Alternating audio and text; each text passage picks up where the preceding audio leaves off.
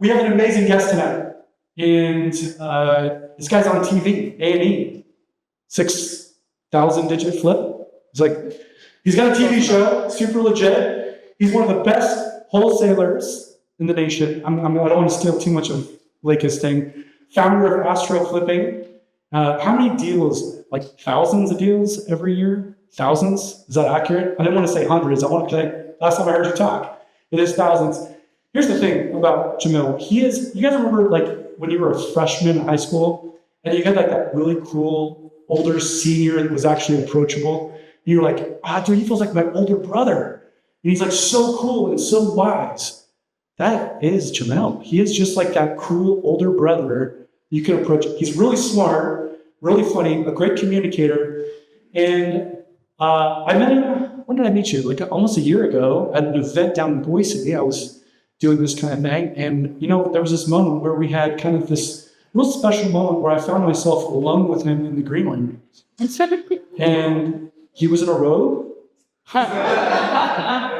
eating grapes. And, it was one of those moments that you're thinking, wow, this is very, very special. And now you might be thinking, Nate, we've seen you up here.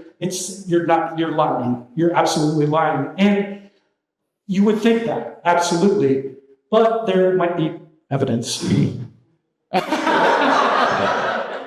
Yes, so for me, this is one of my favorite moments of my entire investing career. But ladies and gentlemen, it is my pleasure to introduce tonight our host, Leica, along with the amazing, sexy, and so elegant wholesaler, Jamil as well. Give him up.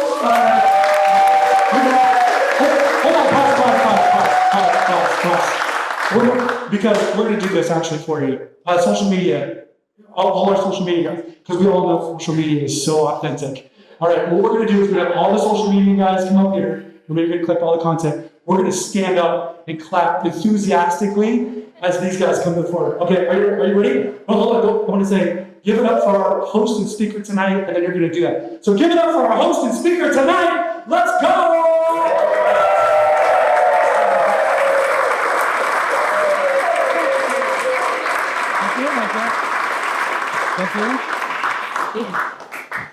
Hi. Thanks for faking it, guys. You got it. True story. Jamil, let's propose to me. Yes. And so that literally Fender's one put on the owl. Hi, guys. But that would have made me your dad. I didn't say that. You did. We are so excited to have you here. Thank you. He's doing it all the way from Scottsdale. That is the furthest any speaker has come to our event. So thank you. Please give it up for him.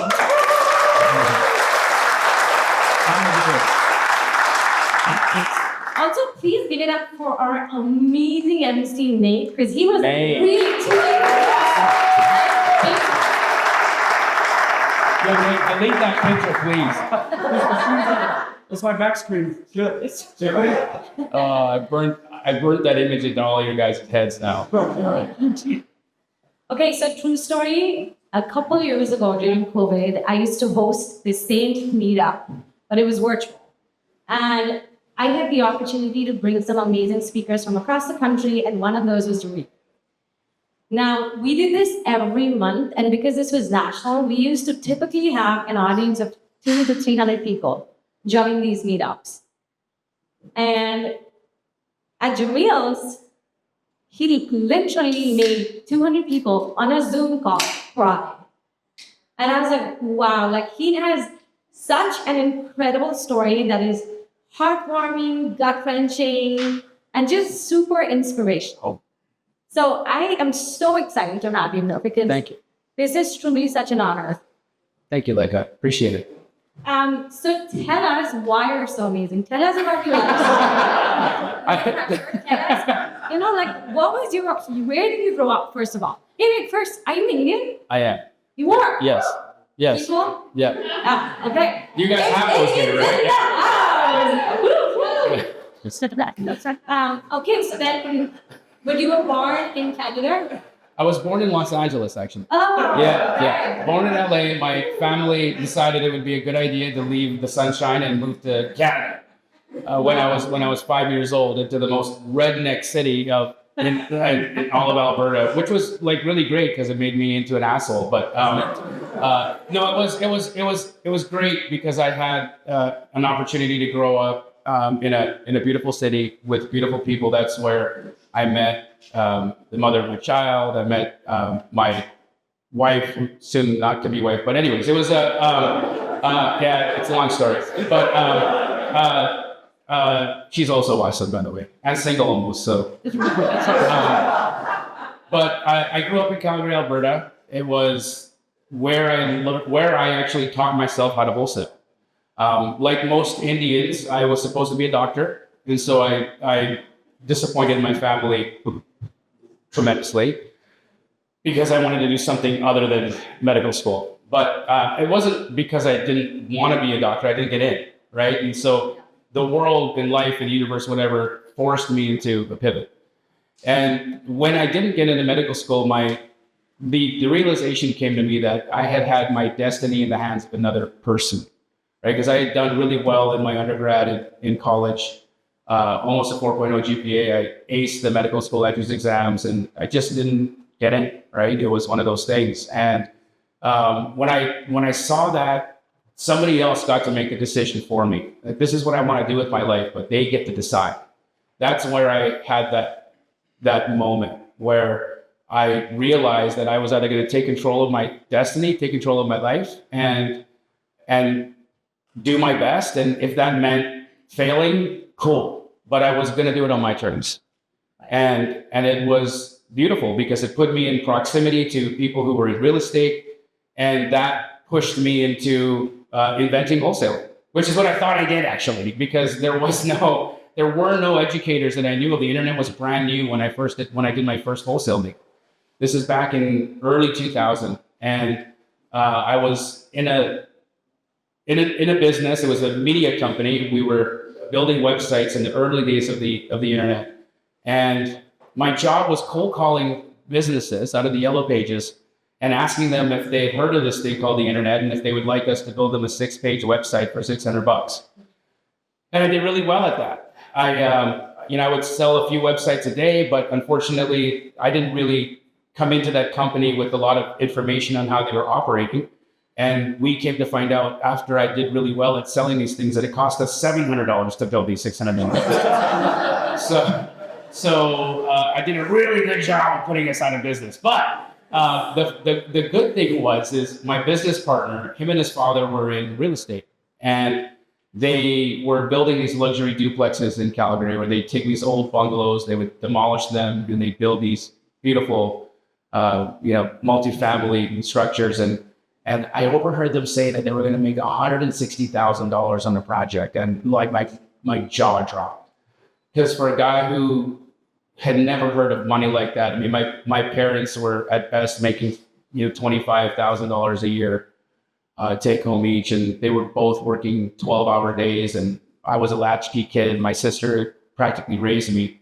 So when I hear that kind of money getting made in a transaction, it was just it floored me. And so I tried to interject into the conversation to see if I could be involved, and they were dismissing. Right? They're like, well, you don't have any money. Your credit's no good. You don't have a real estate license. How can you help us? And, they were right? I had nothing to offer. But because I'm creepy, I continued listening to what they were saying. And they were really frustrated that they couldn't find any more houses to demolish. And I saw my end. So I went back and I'm like, what do you mean? What are you looking for? And they explained it to me. They said, we need homes that have R2 zoning on a 50-foot frontage lot. They got to be a minimum 110 feet deep. They got to be in these pockets of the city.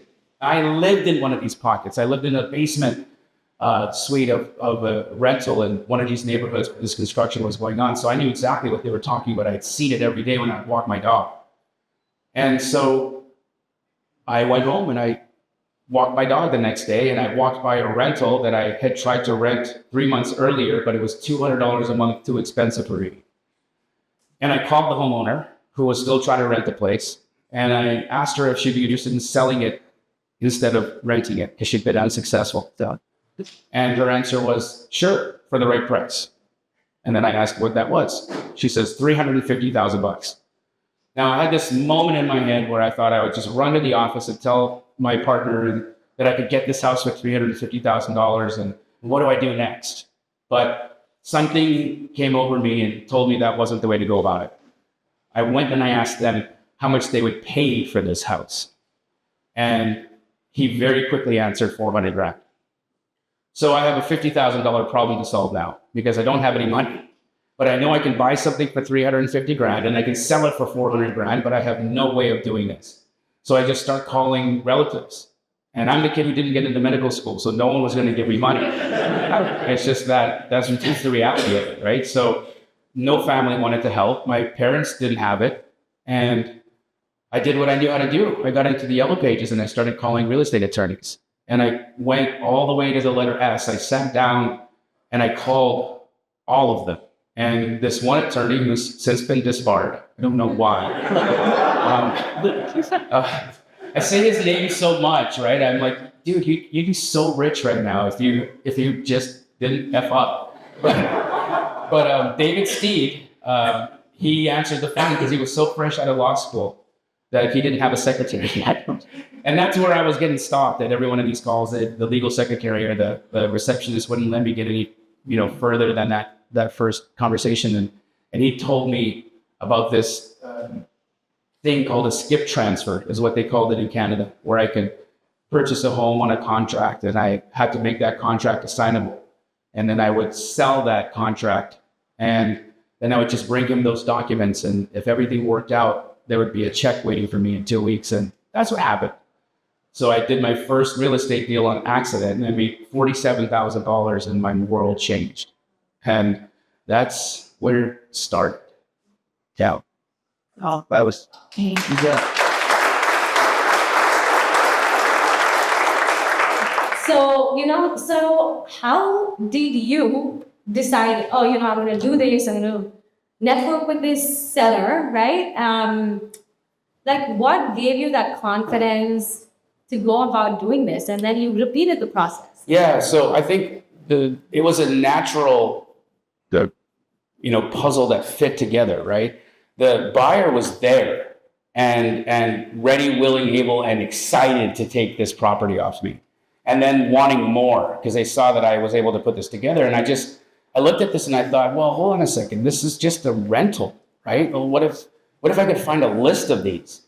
Now, again, we're talking early 2000s. And so the internet didn't have classified websites at the moment. And so I would get the newspaper.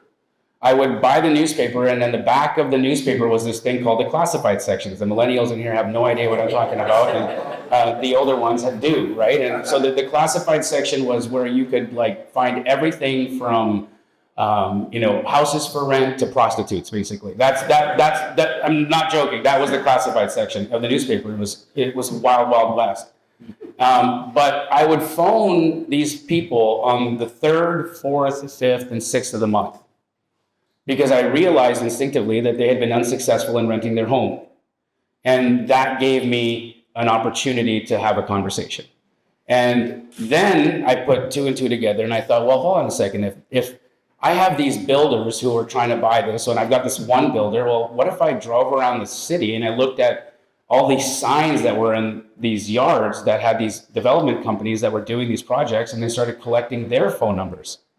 Then I would start building a buyer's list, right? And I didn't know that that's what it was called. I just then these are going to be my buyers, right? And I'm collecting these names. And then as I'm doing that, I drive by an apartment building that's getting converted from apartments to condominiums. And it clicks. Oh, if they're doing that with homes, they're doing this with apartment buildings as well. And so I started driving around the town looking for apartment buildings that were being converted into condos. And I started collecting names of those developers who were doing those projects. Not yet knowing where I was going to find one of these deals until I stumbled into a building that has a handwritten for rent sign on it. And there we go. It's the guy self-managing the building, and have a conversation with them. And we just get to talking. We have a coffee. In Canada, they have Tim Hortons. I don't know if you guys have ever had it before. It's delicious. They put something weird in there, I'm sure, but With a syrup. beaver pea or something. But anyways, it's sorry guys, I know my jokes are terrible. I didn't make it as a comedian, by the way, so you guys are gonna have to listen to this all night. But I realized that I could do the same thing that I did with these homes with an apartment building. And I do my first apartment wholesale deal and I make $100,000 on it. Yes. And I'm just moving now, right? Now everything makes sense to me. I know how to do this with homes. I can do this with apartment buildings. And I'm, between the years 2002 to 2006, I make $12 million. It was crazy. For a guy who grew up with nothing, you guys can imagine what I did with all of that money. The worst things, right? But I did buy my mother a house, which I was really proud of, and I up-leveled myself into a nice, beautiful home as well. And then I got myself into a situation, right? We all know it was coming around the corner. And one day I'm flipping an apartment building to a developer, and he pulls up in a Rolls Royce, and he's got this beautiful wife, and he's like 5'2" and like 280 pounds. I'm like, he figured it out. This guy's got it. He knows what's up, right? And I'm like, I need to do what he does, right? So I start talking to him, and I'm like, tell me what you do. He says, well, I just take the buildings that you sell me, and I go to the city, and I strata the titles. I individuate the titles from one title into 16 or 20 or however many units are in the building. And because I had already known what the developers were looking for in these buildings, I knew how to search for them, and I knew what I was selling them for, so I knew the pricing on it as well. And since I'd had all this cash, I thought, well, I can start buying these things. And I convinced my mom and my dad and my sister to all co-sign on 4 large construction loans. So I took all the money that I had made and I put it down as down payments on these projects. And I make the worst bet of my life. I purchased them all. We all signed personal guarantees. And when the market turned, it turned rapidly. And within 6 months, I had lost all the properties. My mom lost her home. I lost my home. And there was a day where we were all sitting, my mother, father, sister, our 150-pound dog, my niece, and I, in a 2-bed, 1-bath apartment. I had even lost my childhood home. And it was one of the most humbling experiences of my life. So, that's what taught me, right? It was, I didn't know what I was doing. And I needed to understand the power of leverage and the risks of it as well. And how what I was doing was so incredibly good at creating cash, but it didn't make me a good real estate investor, right? I was still new. I was still learning, and I didn't understand the risks that were involved in all of this. And so it was an incredible learning experience for me, and a great time for me to understand the value of family, because, you would imagine that after losing your family's childhood home, your mother's home on the lake that you bought her, my own home, our vehicles, you would think that at one point someone would have said, I told you so. They never did. What? They just loved me. And it taught me so much, right? It taught me about the power of unity, the power of family, and resilience, because I knew that if I was able to do it once, I could do it again. So, obviously, that's a very gut-wrenching experience. Yeah. What did that teach you to what you're doing today? How has that changed what you do now? I don't have any loans. And I think that's, part of my PTSD in this, right? If who knows Pace Morby in the room here? Awesome. He's incredible. And, but the yin to my yang, right? We're polar opposites in our strategies. He has a strategy that he's very bullish on, which is creative finance and collecting debt and finding and using debt as an asset, which I absolutely agree is an asset, especially today's world where if you can collect a 2, 3, or 4% loan, you're doing well. That's an asset. But I just can't go to bed at night knowing I have payments. So instead of that, I primarily wholesale. And my company, Keegley, it's nationally franchised now. We have 118 locations across the nation. I've standardized and created a process for how we operate. And we've been able to have a tremendous amount of success in the world of wholesaling. And, it's interesting, my own corporate store, right? Not the franchises, but my own little corporate store in Arizona will generate $1 million, $1.5 million a month in assignments. And I don't know how many rental houses I would have to own to generate $1 million or $1 million, $1.5 million a month in rent net. How would I do that? How many homes would I need to have? And I built this company in 7 years.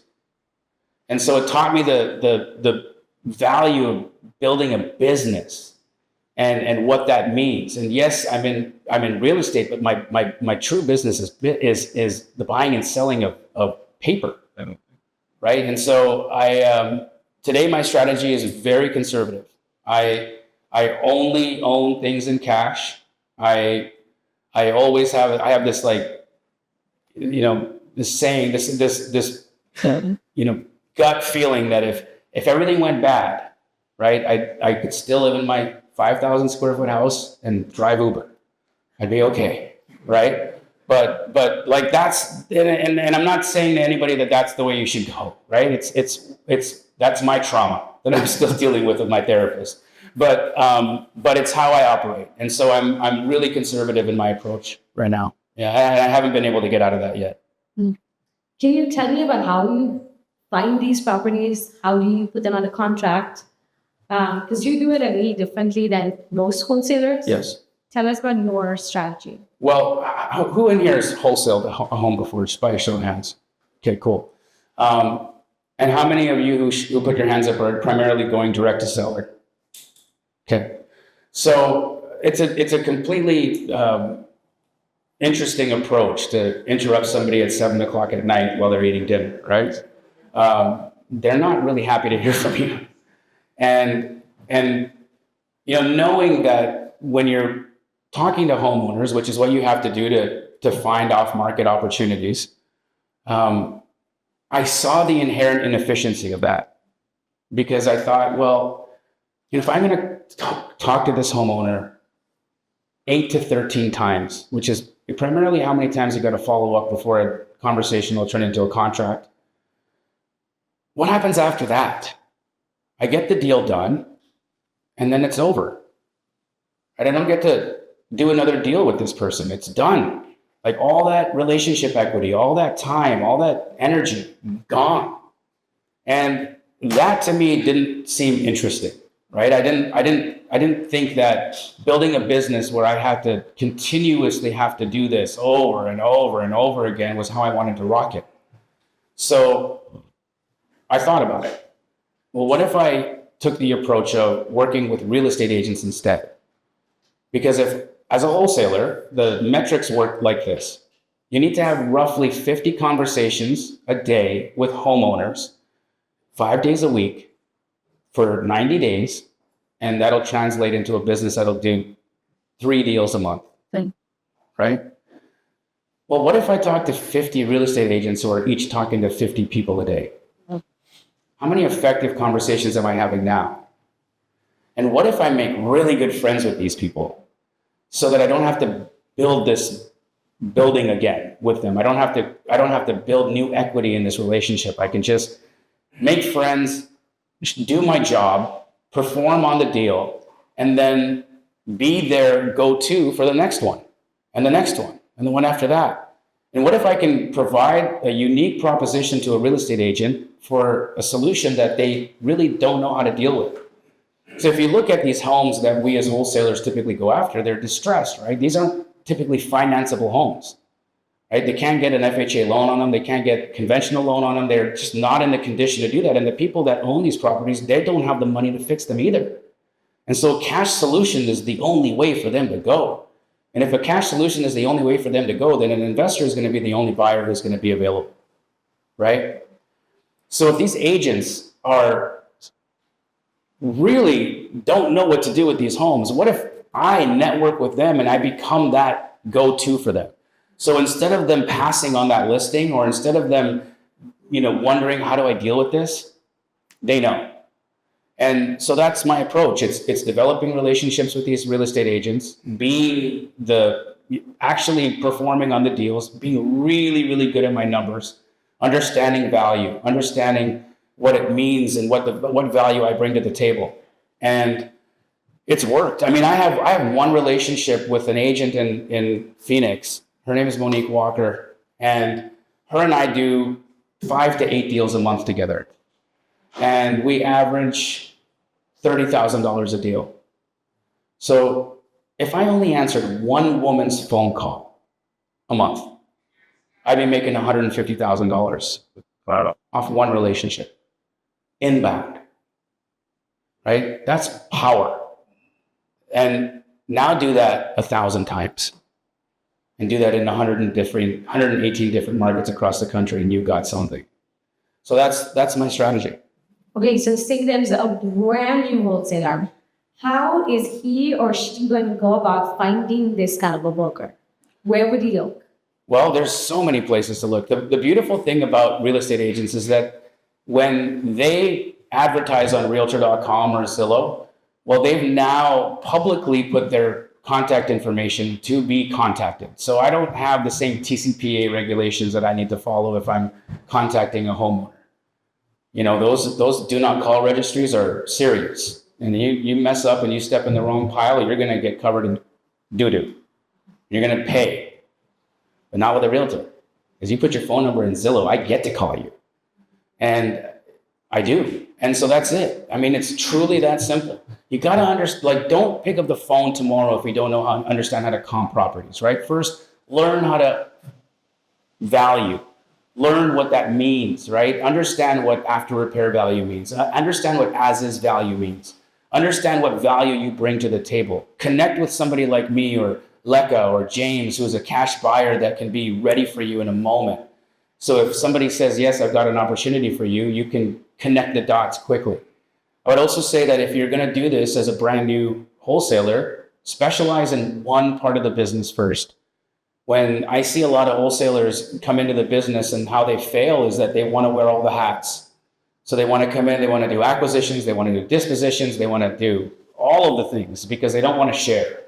And they don't want to have other people in their vibe. They want to just do it all by themselves. And sure, it's possible. You can absolutely put it together and go out and find your own buyers and go out and find your own deals and do it all by yourself in a little bubble. But A, it's lonely, right? And B, you can't scale that, right? What I do, I can scale. So it's simple as that. Understand, learn how to value property, and actually love the human aspect of it. I like talking to people, right? I really do. I think it's fun having conversations with people about real estate. I think it's fun talking to real estate agents. And even when they're nasty to me, right? It's even fun to call them back, right? To see if they're a different person the next day. Because a lot of the times they are, right? Everybody's going through something, right? You never know. If somebody is nasty to you for whatever reason on a Thursday, give them until Monday. Things will be different. One of the other avenues for us in our business is JVing with other wholesalers as well, right? I think that's another thing that has definitely been overlooked by many people in the business, is just how many of us find an opportunity that could be really good or is really good, but just not for us right now. You ever seen a good deal and not have the capital or the wherewithal, or it's too far, or it's in another situation going, like there's just something going on that doesn't allow you to take the deal on, but it's a phenomenal deal, right? Who's ever seen that? Who's ever had a really good deal come by them and they had to pass on it? Yeah. Well, each of you who passed on that deal, you could have made 10 grand on that opportunity. You could have packaged up and curated that opportunity for Leka. Jamil, so it's Leka. Leka. Yes. Okay. I keep saying it wrong. It's okay. Leka. I I just thought it would be more fun to say it on stage It's and correct you. well, I like Leica better than Leica anyways. That's why Yeah. it's like that. Okay, cool. That's why it's a little bit Nick. Okay, Leica.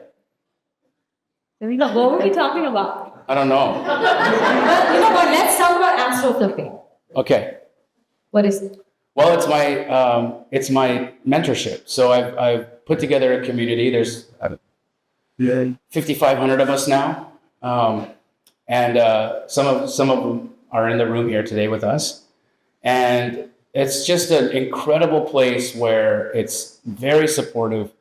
We've got so many people doing well in there, and the attitude in that community is counterintuitive to what you would think a lot of investors behave like. You know, there's scarcity in a lot of people's minds and hearts, especially if you're brand new and you're kind of living in survival still, right?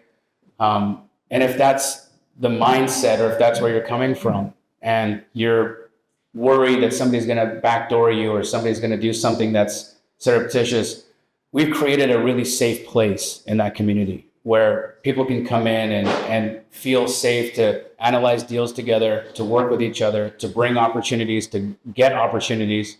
And it's just turned into this incredible place where people just, they bring their best self. And, you know, not only am I very hands-on in it, I mean, I do coaching calls in there that will last 5-6 hours some nights, because I won't stop until I answer everybody's question. It's just how I am. And it's a beautiful environment. The name Astro Flipping, interestingly enough, came from the concept of, you know, if you were to go into space and attempt a somersault, you would just somersault forever. True. Right? Because there's no forces acting on you to stop you. And that's what it's like when you wholesale with an agent, because there's no friction. I get deals over and over and over and over and over. And so that's the concept of it. That's where it came from. But it's beautiful. I mean, I've seen tens of millions of dollars made in the community. I've seen so many people change their lives, you know. You know what's amazing is when I meet an astro flipper, they're just so excited to be in the program. They just feel so supported, and they're just happy to be out in the community. It is, because I'm a little bit of a different person. I don't know if you guys can tell, but I truly believe that success is an inside job. So you're not gonna have an incredible life if you haven't transformed as a human being. And so the greatest bait and switch, I think, in the history of coaching is the one I pull with people when they come in to Astro Flipping. They think they're coming in to learn how to wholesale, and they actually come in and they change as human beings. How can our community join astro flipping? Easy. Yeah, you just click the link below. No, you can DM me on Instagram, or I can give you a web address. I think it's just go.astroflipping.com/Jamil. And that way you don't have to give me all your contact information. I won't bombard you with emails. You won't be trapped in my funnel. I truly only want to work with people that want to be there, right?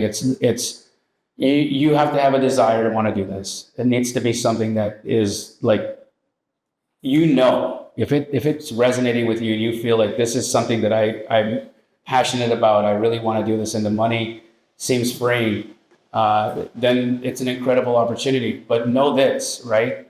I kind of look at this as in a funny way, because who remembers Maslow's hierarchy of needs, right? It's pretty. I was just having this conversation with Creighton earlier.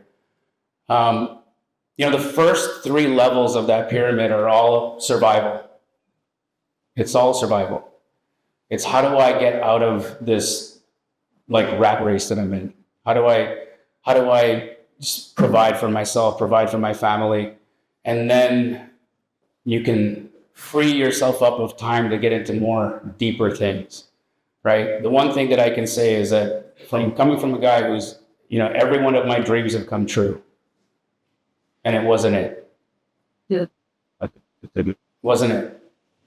So I feel like my job is to free you up, to get you to a point where you're financially free so you can think about other things. Because it's not it. Money is not it. There's so much more. And that's what my true passion is in that community, is actually getting to the heart of that. Helping people understand their purpose. And why are we here? This is such an incredible experience that we're all having, and it doesn't need to be just about how are we going to pay the bills. I mean, what a terrible thing to have your mind focused on all day long, right? So that's what I mean when I say success is an inside job. It really is.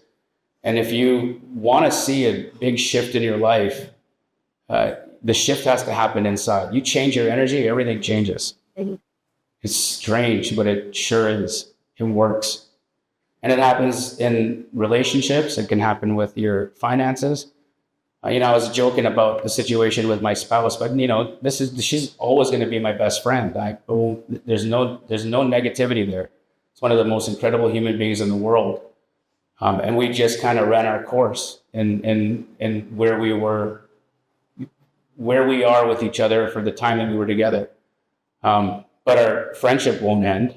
It'll be a lifelong journey, and I'm going to continue to support her and her and me. But this is the energy that your life needs to be moving in, right? If you're finding yourself getting stuck in negativity, stuck in blame, victim, if you're waking up and there's always something going on, something hard, good, then you need to do some work. And it doesn't have to be independent of how you earn. In fact, it needs to weave in with how you earn. Because if you don't look at the way that you earn as how you are contributing to the world, then it's a job. I love that. All right. So coming into 2024, obviously brand new market, Yep. new interest rates, high interest rates. What is one of your favorite strategies to implement? Well, lately I've been implementing a whole strategy called co-living. Who's familiar with co-living in the room here? Okay, a few of you. Great. Who's familiar with a company called Pad Split? Anybody? Awesome. So I had an experiment at the end of 2023. I purchased a bad deal on purpose to see what I could make of it, right? Because I'm making content for YouTube and whatnot. I want to see if I can pull myself out of a bad spot. And I have the resources to make mistakes on purpose. So I did. And I purchased this overpriced deal to see what I could accomplish with it. And turns out I take this 3-bed, 2-bath home and I convert it into a 6-bed, 5-bath home that's now got a small shared living space, but I can rent each of these rooms out for $1,000 a month. And so on a $250,000 acquisition, I'm grossing $6,000 a month in rent.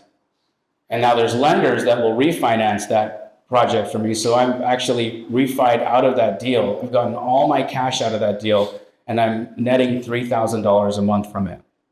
Now think of that. You have no money in a deal and it's paying you $3,000 a month. You do that 3 times, that's $9,000 a month in income. I mean, $9,000 a month in income is what people need to live on, and it'll be actually pretty damn good, right? You made $9-10 a month, you're doing all right. And that's what you can accomplish with 3 of these projects, right? So it doesn't have to be this crazy thing where you're building a big wholesale business like I did. You just think about what you need to survive. Like, what do you need? 10, 15,000 bucks a month? That's what it is. That strategy will get you there very, very, very quickly with limited amounts of money. And so that's my favorite strategy right now, because interest rates high or low, doesn't matter. The capacity, we're at 99% occupancy. 99% occupancy. Yeah. You guys, being in Seattle, you know that there's a massive housing shortage. right? You guys see it here all the time. People are suffering. And the working poor are one of the most troubled demographics that exist. I'm not talking about fentanyl addicts and people with mental illness. That's not who we're talking about. I'm talking about the lady who has a couple of kids and her landlord just gave her a notice to vacate because he sold the property. And now she's out there looking for another rental at the same rate that she was renting her place at and can't find one. And she hasn't had a raise in 3 years. What? She's about to live in her car. That's who I'm catering to. And we're providing them a dignified place to live, an opportunity for them to get back on their feet, solving a problem for housing in markets where there's a definite need, and creating profit at the same time, which in my opinion is a win-win-win, right? And so that's my favorite strategy right now. I love that. It's great. Yeah, I have a 10-bedroom house. I should try that. Honestly, and it works the best in C and D neighborhoods. See, that's another thing, right? The market, right? If you want to go and find a house in a B neighborhood, an A neighborhood, James Daynard's going to get it before you're going to get it. I promise, right? Especially here, because that's where they want to flip. That's where these guys want to do the majority of their business, and so it's of course there's going to be a lot more competition. What about a house in a D neighborhood on a major road in front of a bus stop? Yeah. What kind of a discount do you think you can get on that deal? Right? And that's the kind of property that I can buy and monetize in this kind of situation very easily. And so I'm getting my buy at a significant discount because of the factors I just said. You know, these are the types of homes that when they go on the market sit. And so when I'm looking at these properties, I'm targeting 90, 100, 120 days on market. I'm looking for traffic. I'm looking for proximity to multifamily. I'm looking for proximity to public transportation. And I'm looking for all the reasons why I can make an offer that is going to be significantly less than what this agent has listed it for. The market already rejected the price. They know it's overpriced. Now I just have to come with the understanding of why I am where I'm at and show them the fact that I can close it. And when you provide somebody an opportunity to sell a house that's been sitting on the market for 110 days with no action, and even though you might be at 60 cents on what they had it listed at, 2 out of 10 times they say yes. My final question to you Yes. is you have an incredible event coming up. Oh yeah. It's going to be a very, very, very tactical event. This isn't one of those rah-rah events, right? I think, who's been to a real estate event in here? Like a big one where there's thousands of people? Okay. You ever like just sitting there and be like, okay, man, stop yelling at me. Right? Like that's what they turn into. It's just this big rah-rah, just, okay, guys, yeah, be rich like me. Right? And so that's what's happening at those things. And sure, you get super motivated on the weekend that you're there, and then you go home and you're like, I didn't learn anything. Like, what am I supposed to take from this other than I feel bad about myself right now? Right? So it's the exact opposite of that. It's the antithesis of that. It's not a rah-rah event. This is a tactical event. So if you're coming to this event, come with the intention to learn and take notes and network. 3,000 real estate investors in one room over 3 days in Orlando, Florida. We chose Orlando, Florida because we wanted it to be in a family-friendly place so that you can bring your kids and spouse and write it off and enjoy the weather, right? So it's April 23rd to 25th. I'd love for all of you to come. It's called Squat Up Summit. It would be great if you guys found yourself free in that time of the year. Come and say hi. I love it. We're all coming. We're bringing a stack of us. Let's go. Let's do it. Leave the weather here, though. I don't know what you're talking about. Our weather today was awesome. We actually came. It was like So, yeah, I want to talk about that. yeah. Because you're the 6th person that I ran into today. Says, wow, it's a beautiful day. And I'm looking up at the sky and it's gray. So, hold on. Guys, please, I'm sorry. I just need to know. You guys have eyes, right? All of you. It's been here for the last 3 months. No, but when you looked up, and it was all gray everywhere, but in that there's a beautiful blue. There's blue, right? There's that is amazing. Wow. Okay, good. I got it. Y'all are crazy. We're starving, essentially. We're starving. Oh, man. All right, guys. Who has questions for Jamil? This is your turn. Yes. Hi. Hi. You're talking about co-living was like 6 to 8 room houses. Something I'm interested in is residential assisted living and housing seniors and such houses. I think lately you said you wouldn't touch something like, have you done that, considered it, pros and cons in housing seniors specifically? Because I know that's a population who's going to need. I think it's a phenomenal demographic to service. I feel that it's outside of my expertise, because when you're talking about seniors, there's a level of care that I think needs to be provided there, that if you have the bandwidth for it and you've got the resources to be able to really service that demographic in the way that they should be, I think it's phenomenal. And I wish that I was connected in that world. I'm just not. I'm not to say that I wouldn't be interested in it. I think it's definitely a demographic that is going to grow significantly over the next decade or two. And I think there's going to be a tremendous opportunity. And I think that the returns that I'm seeing right now and just co-living, I think if you added on the senior aspect to it, you could probably triple what I'm getting in those situations. But you're going to also have more liability. You're going to have more resources that you're going to need to have available, and you're going to need to have the heart for that, right? Because that's your mom, my mom. You know what I mean?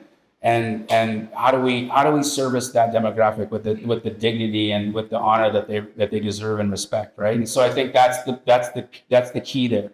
If you can figure that piece out, you're going to kill it. So if you're inspired to do it, do it.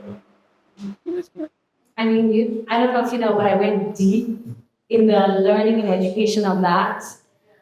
So I did actually just this week ended up speaking to an amazing operator. I'm happy to put you in touch. Just put me out. All right, who else? It was about Jimmy. Okay. what? She's just going to start calling names out. So I'm a Jimmy or next. Curious if you can kind of lay out. So you said you have an agent partner that you're working with and you're both making money on the deal. So how does that work? She's bringing you a deal, and then how are you making a profit on it? Beautiful. And how is she benefiting? Wait. That, my friends, is Stacey Launch. Stacey has been with Stacio for 10 years. She's amazing. But also she is a rock star investor. Awesome. And she's a broker. Awesome. And she would be an amazing partner for you. Awesome. I'm waiting to see Arizona. You're licensed in Arizona? Wonderful. So here's how it works. I'm gonna break it down for you exactly the way that she's doing it. So she primarily cancels and expires. Okay, so these are in every day in the United States, there's 5,700 expired listings a day across the country. That's basically 5,700 realtors that got fired. Right? Let's just call it what it is, right? They weren't able to sell that property. They lost that listing. So what she does is she calls those homeowners and says, look, I'm a real estate agent. I know you're going to get bombarded by people wanting to get a listing. I'm not calling for that purpose. I'm not calling to list your property. I'm not calling to represent you.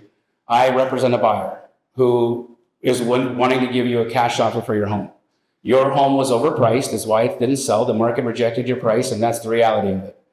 Now, if you're interested in receiving this number, the way that my investor works is he'll give you a full cash offer. It'll close in 10 days, and he'll pay me my commission. So it's a net number to you. And they either say yes, send over the offer, or no, and they hang up. And if they say yes, send over the offer, she sends over the offer. And if they like it, then what'll happen is she will be representing me. They're an unrepresented seller in that situation. So agency is with me. her commission, instead of it being 3%, I give her 50% of my proceeds from the assignment. So when I sell that contract, whatever it is, if I'm making $50,000, $60,000 on it, sometimes I am, we will split that 50-50. And so that's the way that she's doing it. And so she'll do an unrepresented seller agreement with that seller. She does a buyer broker agreement with me on property specific on that deal. And before the property closes, I send in this commission instruction, which breaks down the accounting on dollar for dollar what we made, and her 50% goes to her brokerage, and she's with Remax, and so Remax has no issue with it. So that's how we're doing it. Who's a licensed agent in here? By hands, yeah. You guys are leaving so much money on the table, not being investors. You have to stop looking at yourself as a real estate agent and think of yourself as a licensed investor. And you have to be able to take that hat on and off at any given time. Of course, it's important for you to be a licensed agent and help your sellers and be a consummate fiduciary and do all the things that you need to do as a real estate agent. Of course. And it's appropriate on most transactions. And I'm not for 90% of her deals. 90% of her deals are not in the condition that will make any sense for me. But 10% are. And that's where her and I play. And so if you can be fluid enough in the mindset of what you're doing and then know when it's right to take off the realtor hat and put on the investor hat, then understand the documents and the disclosures that are necessary to play in that world, because that's all it is documentation and disclosure. That's all that separates you from being an investor and a real estate agent. It's the same contract. But instead of being the representative, be the principal. And if you don't want to be the principal because of your E&O insurance or your broker's policies or whatever that is, then have somebody like me be the principal. But the fact is that you're leaving a tremendous amount of value on the table, especially in today's world where NAR is, that ruling. How many of you agents right now are worried about what's happening? Just be honest. Who's thinking about it? No, none of you? I mean, it's going to create uncomfortable conversations for buyer's agents, right? You never had to have that conversation with your buyer ever. It was implied. You were going to get your 3% or 2.5% or whatever was in the listing that said you were going to get. That's not standard any longer. You now have to negotiate that. And there's going to be some people who leave the industry because of that. I think it's a great time to pivot. I think it's a great time to add tools to your tool belt and start adding things like wholesale to your verticals and start owning property and not just be a service provider, but come into this as a principal and figure out how to play in that world. It's fun. Can you tell me where you're going to find this? Yeah, I mean, it's somebody who understands the world of investing. That how many times have I heard an agent tell me when I explain to them what I'm doing, oh, that's illegal. It's not, right? And so a unicorn agent is somebody who understands the mechanisms and the instruments of real estate and can utilize those to their benefit, not only for themselves, but for their client. So it makes them a unicorn because you're very special. Yeah, so I've reached out. I'm an agent investor. I've reached out to several different agents. But when I get them on the phone, they tell me, oh, I can't pre-market. I can't tell you about a list. So will you share like the conversations? Yeah, absolutely. So of course that's going to be the occasional response, right? And I'm not in the business of convincing anybody to do anything that they don't want to do, right? So if a real estate agent truly feels that she or he is doing something wrong by pre-marketing a deal, then fine. I'm not going to convince you otherwise. But here's the reality of it. Yes. When a home that's in original condition or as is really distressed condition gets listed on the MLS and it's overpriced or even sometimes priced well, a lot of times those homes sit because they're unfinanceable, right? And they end up getting lowballed. They sit on the market for some time. That days on market who understands that when you have a salvage title in a car, the salvage title in a car means that your vehicle is worth less than what it would be without a salvage title. Days on market is a salvage title for a vehicle, for a home. High days on market is the same thing. It devalues the home. And that's the conversation I have with an agent. I'm honest with them. I say, I can pay you more for a property if I can trade off market, because it opens up and it removes appraisal issues for me when I flip the house. Because believe it or not, lenders pay attention to what you bought a home for. And even though they're not supposed to, appraisers pay attention to what you bought a home for as well. And lenders, even though they're not supposed to, give certain appraisers who come in a little bit low more and more appraisals. It's just how the business works. And so I find that when I trade off market, when I buy my acquisition off market, I don't have appraisal issues. But when I buy on market, I tend to have appraisal issues. So I explain this to the real estate agent that I'm working with, and I tell them, I can pay you $10,000 more if you trade it to me off market than if you list it. Now if that's not enough incentive for you to know that you're doing right by your client, then I don't know what is. But if you feel that you can't do it, no problem. Have a good day.